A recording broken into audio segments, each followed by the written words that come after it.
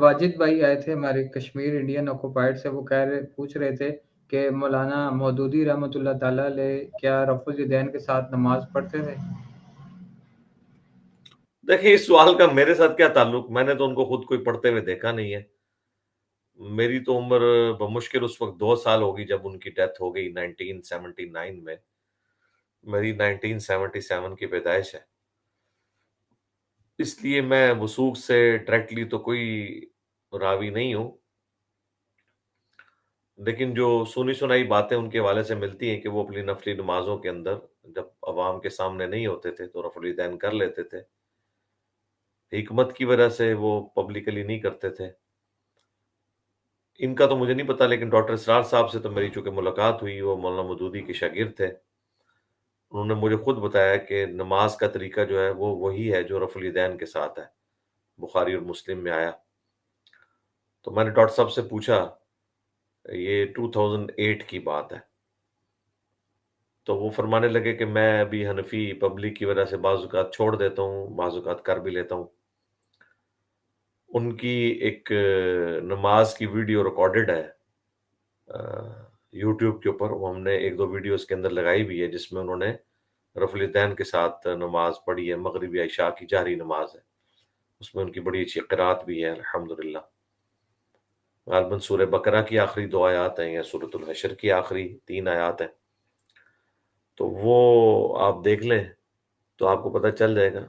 تو ڈاکٹر اسرار صاحب والا ہی اسٹیٹس تھا مولانا مودودی کا بھی.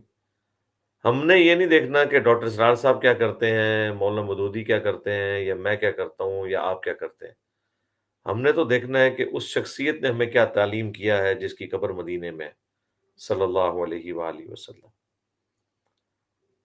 پرسنلی مجھے بڑی شرمندگی ہوتی ہے جب ہم کسی بریلوی کو یہ بتاتے ہیں کہ شیخ عبد القادر جیلانی بھی نماز رفع الیدین سے پڑھتے تھے، کیونکہ میں کسی بھی بڑی سے بڑی ہستی کو اس قابل نہیں سمجھتا کہ نبی علیہ السلام کے ہوتے ہوئے ہم اس کا ریفرنس کوٹ کریں.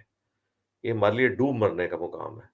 لیکن افسوس لوگوں نے اپنے بزرگوں اور بابوں کو رسول اللہ صلی اللہ علیہ وآلہ وسلم سے اوپر ہی مان لیا ہوا ہے. گو یہ کلیم تو نہیں وہ کرتے، لیکن انڈائریکٹلی تو کلیم کر رہے ہوتے ہیں، تو پھر ہمیں مجبوراً بتانا پڑتا ہے.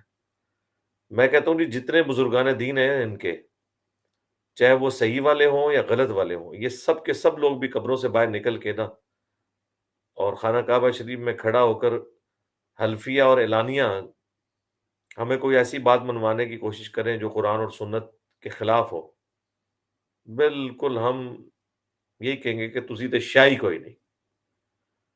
جس طرح کہ وہ ایک مؤمن کامل جو ہے دجال کے سامنے کھڑا ہو جائے گا، وہ اسے 2 ٹکڑے کر کے زندہ کرے گا اور کہے گا اب تو مجھے خدا مان لے. وہ کہے گا تیرے اس عمل نے میرے ایمان میں اضافہ ہی کیا ہے، کیونکہ مجھے نبی کی حدیث پہنچی تھی کہ وہ ایک شخص کو قتل کرے گا. یعنی اس شخص کا ایمان بالغیب اس لیول کا ہوگا کہ وہ احادیث کی بنیاد پہ فزیکلی اپنے سامنے جو واقعات ہو رہے ہیں ان کا ڈینائل کر دے گا کہ بات وہ میں نے ماننی ہے جو اللہ کے نبی علیہ السلام نے فرمائی ہے. تو اللہ کا شکر ہے فرق نہیں پڑتا اس چیز سے.